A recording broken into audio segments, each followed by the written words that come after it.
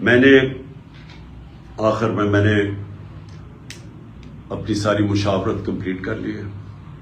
میں انشاءاللہ 17 تاریخ کو ہم ہماری پارٹی کی گیدرنگ ہو رہی ہے بڑی لبرٹی چوک کے اوپر, اور انشاءاللہ لبرٹی چوک پہ میں اپنے خطاب کے اوپر اپنی قوم کو ڈیٹ دوں گا جب ہم 2 اسمبلیز, ہماری جو پختونخوا کی اسمبلی اور ہماری جو پنجاب کی اسمبلی ہے, اس کو ہم ڈیزالو کریں گے, اس میں سے نکل کے ہم الیکشن اناؤنس کروائیں گے. اس کے علاوہ ہمارے جو 123 یا غالباً 125 نیشنل اسمبلی کے ممبرز ہیں جو ہمارے انہوں نے ابھی تک استعفے قبول نہیں کیے, ہم نیشنل اسمبلی کے اندر جا کے اسپیکر کے سامنے کھڑے ہو کے کہیں گے کہ ہمارے استعفے قبول کرو, تاکہ ہم نیشنل اسمبلی سے بھی ریزائن کریں, اور پھر تقریباً 70% پاکستان کے الیکشن ہوگا. قانون آئین یہ کہتا ہے کہ جیسی اسمبلیز ڈیزالو ہوتی ہیں تو اس کے 90 دن کے بعد الیکشن ہوگا. تو یہ سمجھ لیں کہ انشاءاللہ 17 تاریخ کو میں ڈیٹ دوں گا, اور اس کے بعد ہمارے 70% پاکستان الیکشن میں چلا جائے گا, الیکشن بورڈ میں. عقل تو یہ کہتی ہے کہ اگر 70% ملک میں الیکشن ہو رہا ہے تو آپ نیشنل اسمبلی سارے ملک کا الیکشن کروا دیں, لیکن بدقسمتی ہماری یہ ہے کہ ہمارے یہاں مجرم جرائم پیشہ لوگ بیٹھے ہوئے ہیں, ان کو کوئی قوم کی فکر نہیں ہے, ان کی دولت ملک سے باہر پڑی ہوئی ہے. روپیہ گرتا ہے تو ان کی دولت میں اضافہ ہو جاتا ہے کہ ان کے پیسے ڈالر میں پڑے ہوئے ہیں. ان کا جینا مرنا پاکستان میں نہیں ہے. جب بھی مشکل وقت آئے گا یہ پھر اپنا بوریا بسترا اٹھا کے باہر چلے جائیں گے جدھر یہ بڑے آرام سے زندگی گزار رہے ہیں. ان کا صرف مقصد یہ ہے کہ ان کے کرپشن کیسز معاف ہوں, تاکہ ان کی سلیٹ جیسے جنرل مشرف نے صاف کی تھی, اب یہ جناب جنرل باجوہ کی بدولت ان کی سلیٹ صاف ہوگی, اور اس کے بعد پھر سے یہ امید لگا کے بیٹھے ہوئے ہیں کہ راؤنڈ 3 آئے گا ان کا ملک کو لوٹنے کے لیے. تو اس لیے ان کو کوئی انٹرسٹ نہیں ہے الیکشن کروانے کا. ان کو ڈر لگا ہوا ہے کہ الیکشن کروانا یہ ہار جائیں گے اور پھر سے ان کے کرپشن کیسز سامنے آ جائیں گے. اس لیے ان کا انٹرسٹ اور پاکستان کا انٹرسٹ مختلف ہے. ایاک نعبد و ایاک نستعین. میرے پاکستانیوں, آج میں نے اپنی سینئر پولیٹیکل لیڈرشپ کی میٹنگ کی ہے. ہم نے اس میں بڑے اہم ایشوز ڈسکس کیے ہیں. ملک کے ایشوز کہ ہمارا ملک کدھر جا رہا ہے, کون سے ایسے ایشوز ہیں جو اس وقت اس سطح پہ پہنچ چکے ہیں کہ اگر ہم نے ان کے اوپر ایکشن نہ لیے تو آگے ہمارے ملک کو بہت بڑا نقصان ہو سکتا ہے. میں سب سے پہلے جو ایشو آج اٹھانا چاہتا ہوں یہ, اور میں یہ اپنے ساری 70 سال زندگی کے تجربے سے ایک چیز کہنا چاہتا ہوں کہ جو آج پاکستان میں ہو رہا ہے, جس شرمناک طریقے سے بڑے بڑے ڈاکوؤں کے کیسز معاف کیے جا رہے ہیں, میں آپ کو یقین دلاتا ہوں کہ میں نے اپنے 70 سال میں بنانا ریپبلکس کے اندر ایسی چیزیں نہیں دیکھی. بنانا ریپبلک کیا ہوتی ہے؟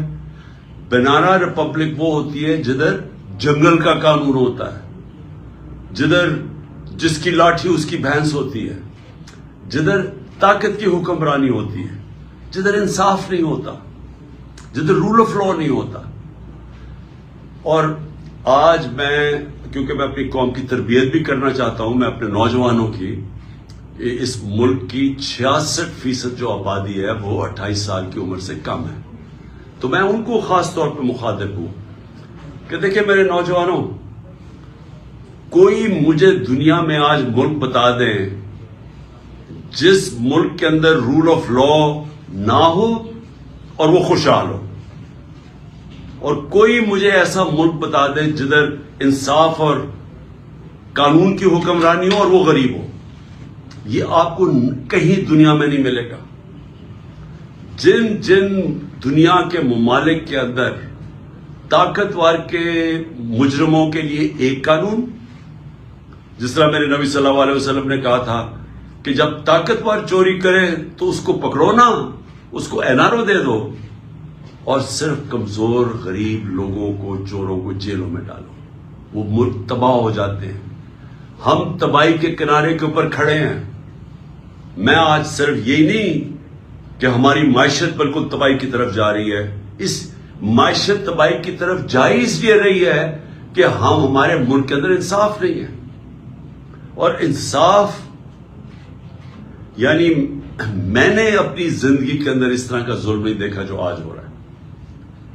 چن چن کے اس ملک کے بڑے بڑے ڈاکو جو اس ملک میں بھاگے ہوئے تھے، مفرور تھے، کیونکہ ان کے اوپر کرپشن کیسز لگے ہوئے تھے، آج وہ سارے باری باری واپس آ رہے ہیں اور ان کے سارے کیسز ختم ہو رہے ہیں۔ ایک طرف جیل بھرے ہوئے بیچارے غریب لوگوں سے، چوروں سے، چھوٹی چھوٹی چوریوں پہ جو جیل میں، آج کل کی مہنگائی میں برے حالات،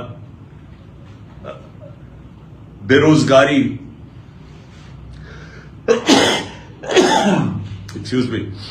بے روزگاری، مہنگائی، چیزیں دن بدن مہنگی ہو رہی ہیں، کھانے پینے کی چیزیں، وہ بیچارے چوری کرتے ہیں، چھوٹی چوری کرتے ہیں تو وہ جیلوں میں چلے جاتے ہیں۔ اور وہ لوگ جنہوں نے دونوں ہاتھوں سے 30 سال سے اس ملک کو لوٹا ہے، یہ جو دو بڑے خاندان جنہوں نے، جن کی چوریوں کے اوپر کتابیں لکھی ہوئی ہیں، ایک ریمنڈ بیکر کی کتاب ہے دی وے آف دی ورلڈ، یہ زرداری اور شریف خاندان کے اوپر پورا چیپٹر لکھا ہوا ہے ان کی چوری کے اوپر، کہ ملک کا کرپشن ہوتی ہے، ملک کا پیسہ چوری کرنے کا، ان کی کرپشن پہ ملک کا جو انہوں نے پیسہ چوری کیا وہ کتاب ان کی کتاب میں ہے۔ اور اگر یہ غلط انہوں نے لکھا تو جا کے ان کے اوپر سو کریں، جس طرح میں یہ جیو گروپ کو سو کر رہا ہوں، دبئی کے اندر بھی کر رہا ہوں، امریکہ میں بھی کر رہا ہوں، اور برطانیہ میں بھی کر رہا ہوں، کیونکہ وہاں کے قانون ایسے ہیں کہ آپ اگر کسی کے اوپر غلط چیز کریں، غلط بیانی کریں، وہاں تو وہ بڑے اسٹرکٹ، جس میں وہ بلاول بھٹو کی والدہ بتا رہی ہیں کہ کتنے دنیا کے اندر باہر کے ملکوں میں ان کے بینک اکاؤنٹس ہیں، وہ اس کتاب میں لکھا ہوا ہے۔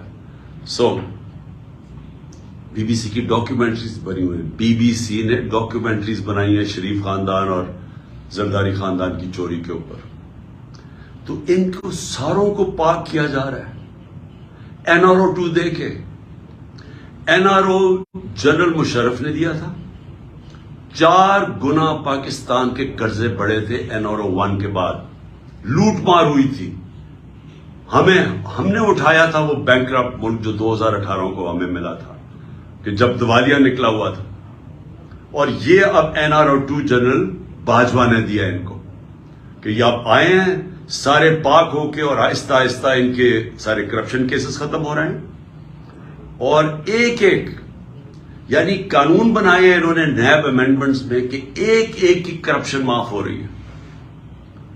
اور افسوس کی بات یہ ہے کہ سلمان شہباز واپس آتا ہے، ہار پہنائے جاتے ہیں اس کو، اور اس کے بعد وہ پوری پریس کانفرنس کرتا ہے کہ کتنا ظلم ہو گیا سلمان شہباز سے۔ پہلے تو یہ بتاؤ سلمان شہباز کہ آپ کی رمضان شوگر مل کے اندر نوکروں کے پاس 16 ارب روپے، 1600 کروڑ روپیہ کیسے ان کے بینک اکاؤنٹس میں آ گیا تھا؟ پھر اگلا جواب دو کہ 4 وہ مارے گئے، 4 آپ کے گواہ ہارٹ اٹیک سے مرے، اور جو انویسٹیگیٹ کر رہا تھا ڈاکٹر رضوان وہ بھی ہارٹ اٹیک سے مرا۔ ایک نیٹ فلکس کے اوپر پروگرام دیکھ لیں، اس میں بتایا گیا ہے کہ یہ کیسے ایک نرس نے کتنے لوگوں کا قتل ان کو مارا تھا جو ہاسپٹل میں تھے۔ کیسے مارا تھا؟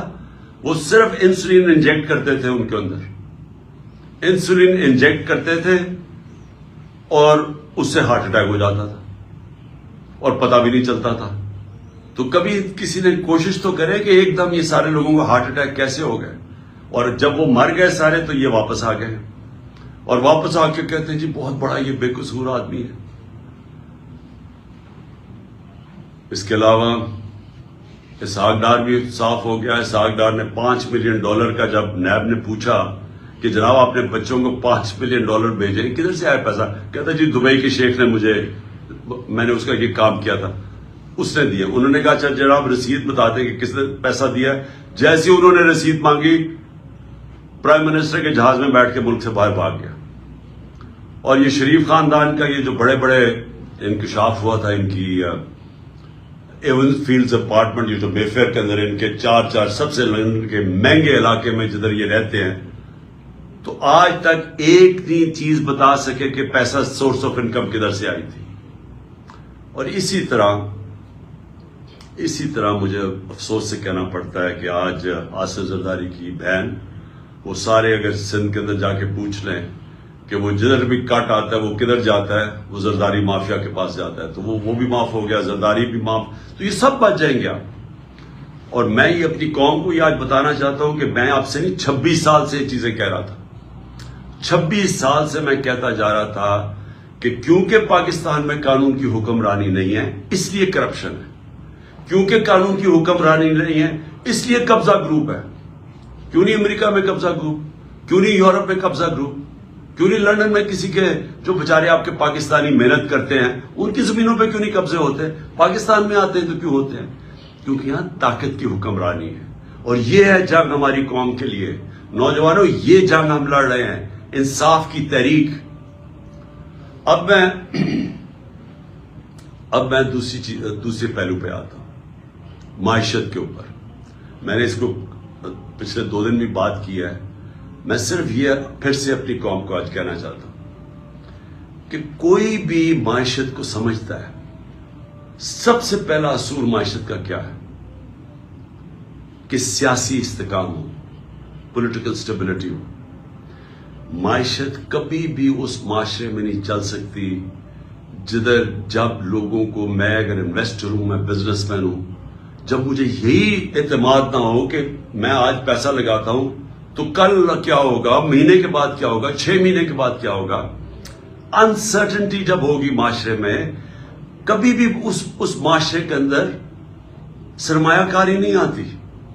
آج بزنس بالکل رک گئی ہے پاکستان میں. 88% پاکستان کے بزنس مین کہتے ہیں کہ ہمیں کوئی اعتماد اس حکومت پہ نہیں ہے. آج 100% تقریباً جو بیرون ملک جو انویسٹرز ہوتے ہیں, جن کو جو کدھر سے لیتے ہیں کہ ملک کے معیشت کی کیا حالات ہے, کریڈٹ رسک, کہ آج ان کو یہ خوف ہے, تقریباً 100% پاکستان کی کریڈٹ رسک بڑھ چکی ہے کہ اگر پاکستان کو قرضہ دے گا تو وہ واپس نہ ہونے کی اس کی چانس 100% پہ پہنچ گئی ہے. جب ہم تھے اپریل کے اندر تو 5% تھی. تو یہ جب سے یہ آئے ہیں تو کسی کو نہ باہر نہ اندر اعتماد ہے پاکستان کی اکانومی پہ. لہذا اکانومی سکڑتی جا رہی ہے, گروتھ ریٹ نیچے جا رہی ہے. 6% پہ ہم چھوڑ کے گئے تھے, آج 0 پہ پہنچ گئی ہے. اس کا مطلب بے روزگاری بڑھتی جا رہی ہے. اس کا مطلب کہ فیکٹریاں جو بند ہوتی جا رہی ہیں اور جو بے روزگار لوگ نکل رہے ہیں, ایک طرف مہنگائی ہے, دوسری طرف بے روزگاری ہے. کیسے لوگ تنخواہ دار لوگ کیسے گزارا کریں گے آج؟ اوپر سے کسان علیحدہ رو رہا ہے, بجلی کے بل اسمانوں پہ ہیں, ڈیزل کی قیمت جو ہم 150 روپے لیٹر چھوڑ کے گئے تھے, آج عالمی منڈی میں تیل نیچے آ چکا ہے. ہمارے دور میں 115 سے لے کے 103 روپے $103 تھا. 115 سے $103 بیرل تھی انٹرنیشنل مارکیٹ میں. آج وہ $80 سے نیچے آ گئی ہے. لیکن ڈیزل کدھر ہے, پیٹرول کدھر ہے, کیسے بجلی کی قیمت آج کدھر ہے؟ ہم 17-18 روپے یونٹ پہ چھوڑ کے گئے تھے, آج وہ 40 روپے سے اوپر چلا گیا. کس طرح لوگ پیسے دیں گے؟ کسان جس کے پاس پیسہ آیا تھا ہمارے دور میں, اس نے اپنی زمین پہ لگایا تھا, جس کی وجہ سے ریکارڈ پیداوار ہوئی تھی, 4 بڑی بڑی فصلوں کی ریکارڈ پیداوار ہوئی تھی. آج کسانوں سے پوچھیں کیا حالات ہیں ان کے؟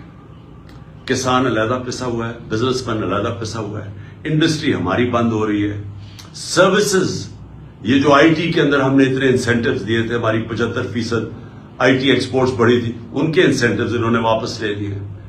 تو سوال یہ ہے کہ اب ہم کدھر سے آمدنی بڑھائیں گے اپنے قرضے واپس کرنے کے لیے؟ اگر ایک ملک کے اوپر قرضہ چڑھا ہوا ہے، گھر پہ قرضہ چڑھا ہوا ہے، تو وہ واپس کیسے کرتا ہے؟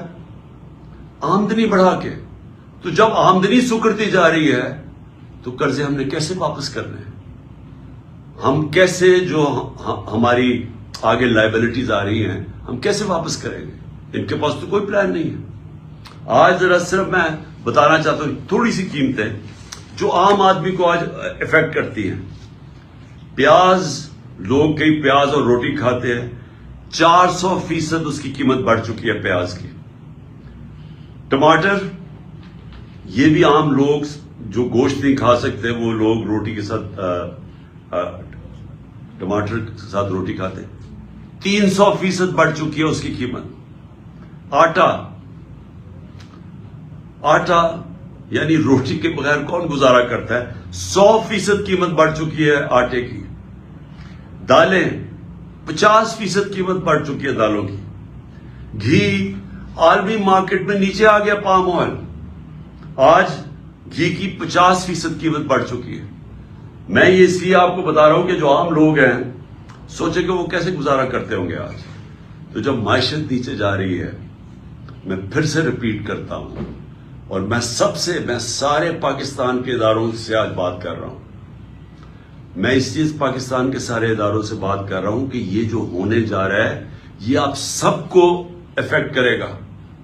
کوئی ادارہ جزیرہ نہیں ہے کہ ملک نیچے جا رہا ہو تو وہ جزیرہ بچ جائے گا. سارا ملک ہی نیچے جائے گا.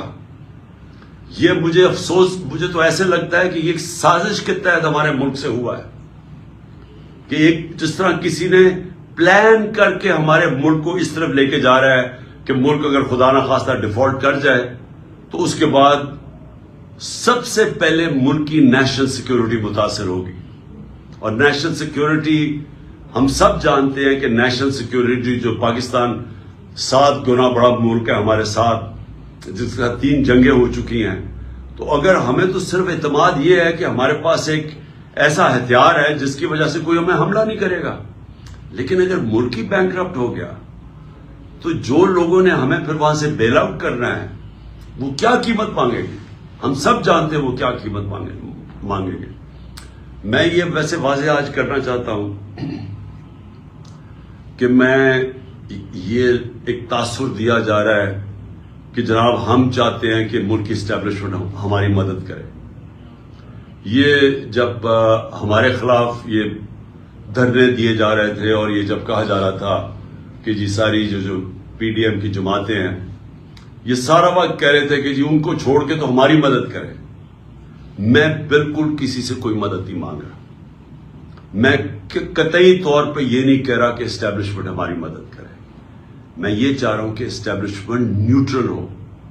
میں اس لیے چاہ رہا ہوں اسٹیبلشمنٹ نیوٹرل ہو کہ اسٹیبلشمنٹ کا وقار اوپر جائے. جنرل باجوہ کے دور کے اندر فاصلہ عوام اور اسٹیبلشمنٹ کے بیچ میں فاصلے بڑھ گئے. یہ ہمارے ملک کا نقصان ہے. اس ملک کو ایک مضبوط فوج کے ادارے کی ضرورت ہے. میں ایک آزاد آدمی ہوں، ایک آزاد ملک میں رہنا چاہتا ہوں.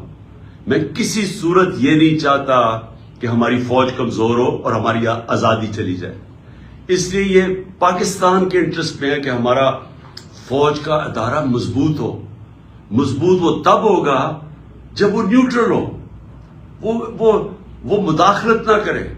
جو جنرل باجوہ کے دور کے اندر جس طرح کے بے دردی سے انہوں نے ہماری پالیٹکس کے اندر جس طرح انہوں نے کیا، میں آپ کو کہتا ہوں کہ میں نے اپنی زندگی میں جس طرح کی کھلی دشمنی ہمارے ساتھ کی گئی ان 7 مہینوں کے اندر میں نے کبھی یہ نہیں دیکھا. جس طرح جو ہماری حمایت کرتا تھا، میڈیا کرتا تھا، اس کے خلاف ایکشن، ہمارے لوگوں کے اوپر دھمکیاں علیحدہ، گمنام نمبر سے ٹیلی فون آ رہے ہیں اور دھمکیاں دیے جا رہے ہیں کہ عمران خان کو علیحدہ چھوڑو. میرے خلاف سٹیٹمنٹس لینے کی کوشش کی، لوگوں کو کہا کہ عمران خان کے خلاف سٹیٹمنٹ دو. یہ جو سارا توشہ خانہ کیس ہے اس کے پیچھے کون تھا؟ کون ان کو پکڑ کے یہ لوگوں سے سٹیٹمنٹس دلوا رہا تھا؟ اور اس کے علاوہ جو ارشد شریف سے ہوا، جو اعظم سواتی سے ہوا اور ہو رہا ہے، جو شہباز گل سے ہوا، جو جمیل فاروقی سے ہوا، صرف اس لیے کہ وہ ہمارے حق میں سٹیٹمنٹس دے رہا تھا، جو ٹی وی چینل سے کیا گیا.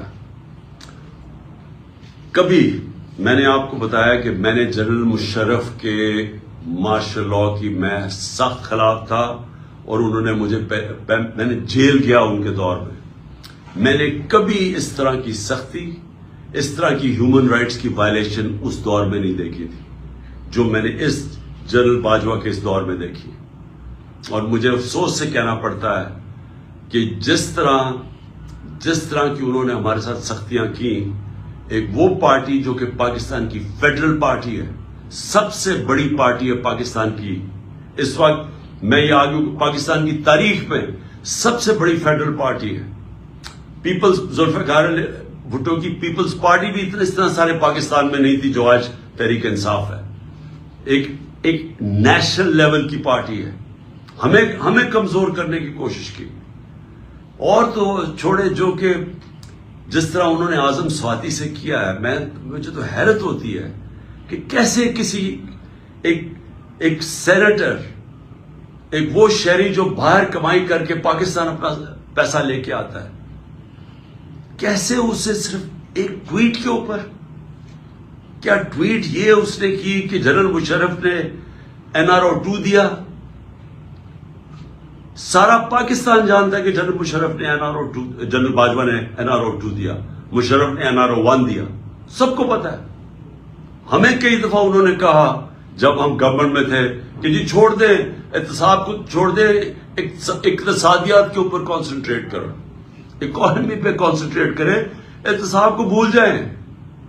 ہمیں فیٹف کے اندر انہوں نے ان کی طرف سے آئی ریکویسٹ کہ جناب فیٹف میں ان کو NRO 2 دے دو، یہ اپوزیشن کو. تو ہمیں تو پتا ہے کہ NRO 2 کس نے دیا.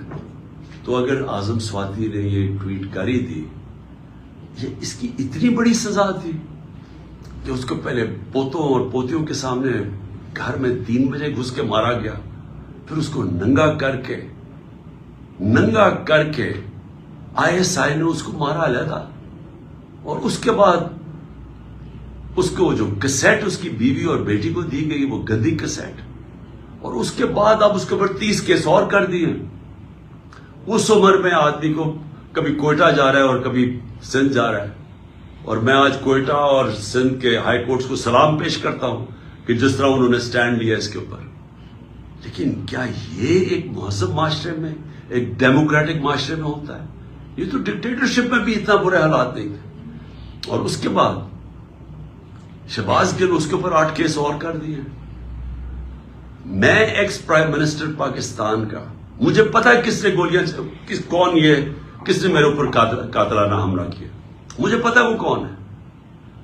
میں اپنی FIR نہیں کٹوا سکا، تو اور کون کٹوائے گا پاکستان میں؟ اور کون آج مجھے بتائے کمزور آدمی، اگر ایکس پرائم منسٹر سب سے بڑی پارٹی کا ہیڈ اگر وہ نہیں کر سکتا تو باقی کون کر سکتا ہے؟ تو یہ ہیومن رائٹس کا حال ہے آج. ہم بات کرتے ہیں کہ جی مقبوضہ کشمیر میں بہت بڑے برے حالات ہیں، تو یہاں کیا ہیں؟ یہاں کون سے ہیومن رائٹس رہ گئے ہمارے؟ اور مجھے بڑے افسوس سے کہنا پڑتا ہے، میں پوری ریسپیکٹ سے میں اپنی اعلیٰ عدلیہ سے پوچھنا چاہتا ہوں کہ دیکھیں، اگر آپ ہمارے فنڈامنٹل رائٹس کی، اگر آپ ان کی حفاظت نہیں کریں گے تو اور کون کرے گا؟ کیوں کوئی باہر سے آ کے ہمیں کرے گا؟ ہم بار بار یہ کہہ بیٹھے ہیں ارشد شریف کی والدہ کی فریادیں سنیں، ہمیں پتہ ہے اس بیچارے سے کیا ہوا ہے. اگر وہ نہیں اپنی FIR کٹوا سکتی، ایکس پرائم منسٹر نہیں کٹوا سکتا. اور میں یہ بھی سوال پوچھنا چاہتا ہوں کہ کیا جنرل مشرف کو جب ہم تنقید کرتے تھے، اور ہم کھل کے جنرل مشرف کی تنقید کرتے تھے، تو کیا ہم فوج کی تنقید کر رہے تھے؟ سب کو پتا تھا کہ جنرل مشرف کی ہم تنقید کر رہے ہیں، ہم فوج کی نہیں. قوم فوج کو پیار کرتی ہے، کیونکہ قوم کو پتا ہے کہ ہمیں وہ آزاد رکھنے والی ہماری فوج ہے. تو آج اگر میں جنرل باجوہ کی جو بھی تنقید کرتا ہے، جنرل باجوہ نے وہ پاکستان سے کیا جو دشمن نہ کر سکے. 7 مہینے کے اندر وہ اکانومی جو اپنی 17 سال کے بعد بہترین پرفارمنس دے رہی تھی، اس کو آج اس نے زمین پہ ڈال دیا ہے.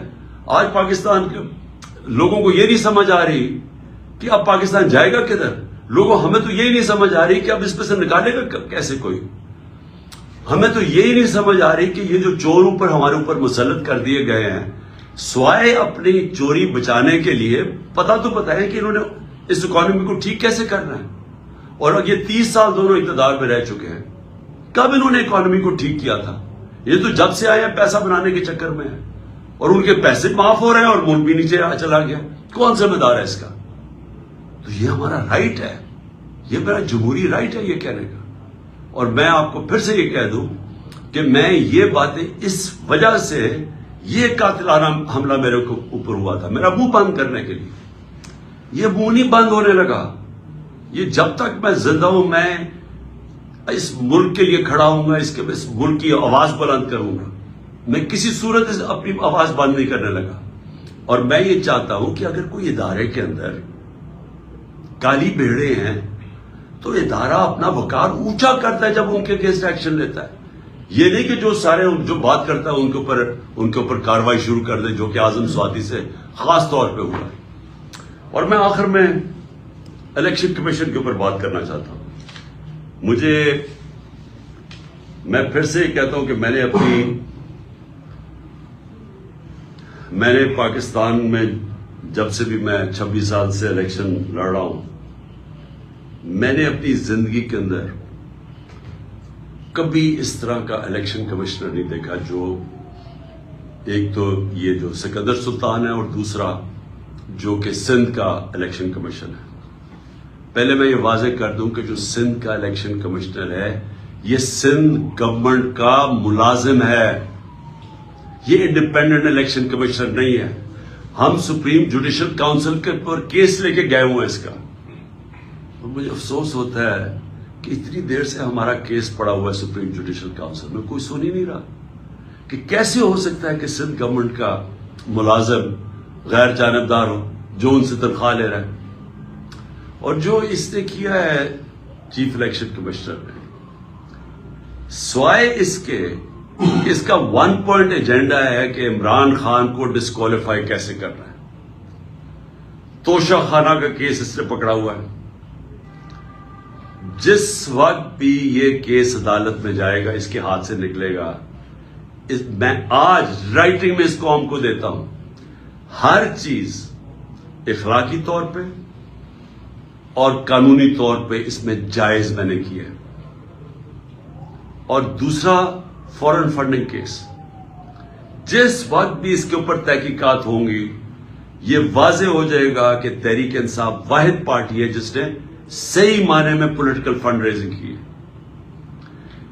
سپریم کورٹ نے بھی 2018 میں کہا ہوا ہے اس کو، الیکشن کمیشن کو، پھر سے ہائی کورٹ نے بھی کہا ہوا ہے کہ جو فنڈنگ کیس ہیں تینوں parties, Peoples Party, P M L N اور تحریک انصاف کی اکٹھی سنی جائے. 4 سال ہو گئے ہیں تحریک انصاف کو کٹہرے پہ کھڑا کیا ہوا ہے اور ان دو پارٹیز کے کیسز نہیں سنتا. کیسز اس لیے نہیں سنتا کہ جب یہ کیس آپ قوم کے سامنے آئیں گے تو آپ کو پتا چلے گا کہ ان پارٹیز کا کوئی طریقہ ہی نہیں ہے فنڈ ریزنگ کا. یہ فنڈز کیسے اکٹھے کرتے ہیں، یہ بڑے بڑے نامور، اور میں وہ بزنس مین بھی جانتا ہوں جو بڑے بڑے جن کو یہ پہلے مل کے ان کے ساتھ ان کے بزنس پارٹنر ہی ہوتے ہیں، ان کو پیسہ بنا کے دیتے ہیں، پھر الیکشن آتا تو ان سے بڑے بڑے اربوں روپیہ لے لیتے ہیں. یہ ہے ان کی فنڈ ریزنگ.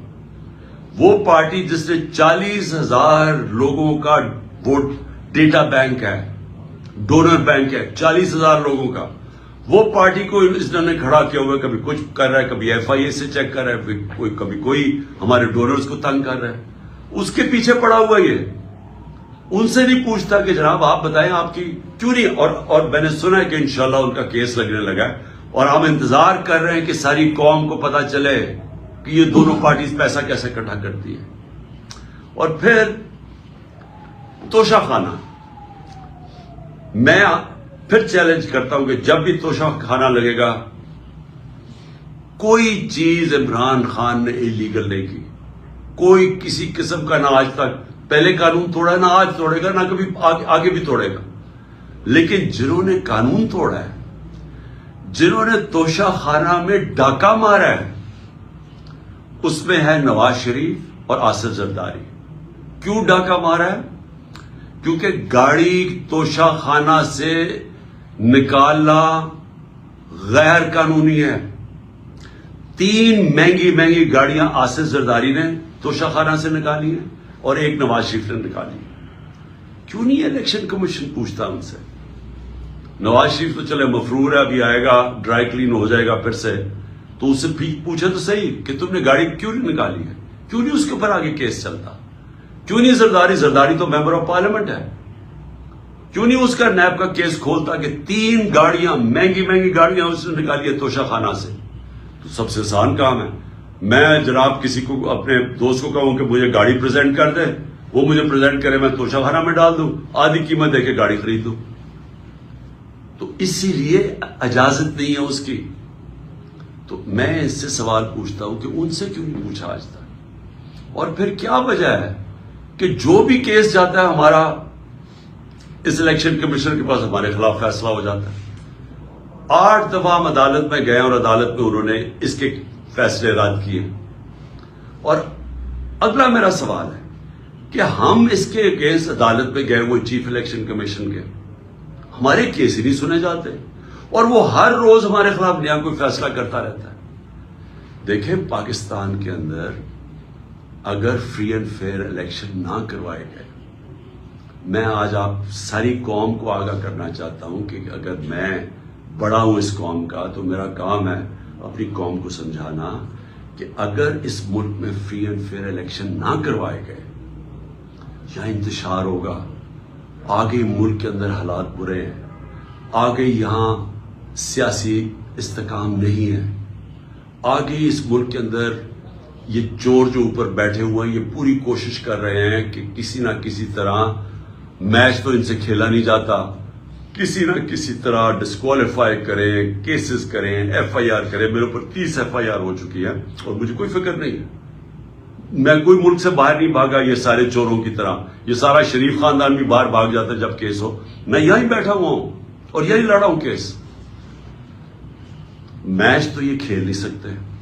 انہوں نے اب یہی الیکشن کمیشن کو استعمال کرنا ہے اور انہوں نے ایف آئی اے کو استعمال کرنا ہے، انہوں نے نیب کو استعمال کرنا ہے کسی نہ کسی طرح ٹیکنیکل ناک آؤٹ کرنے کے لیے.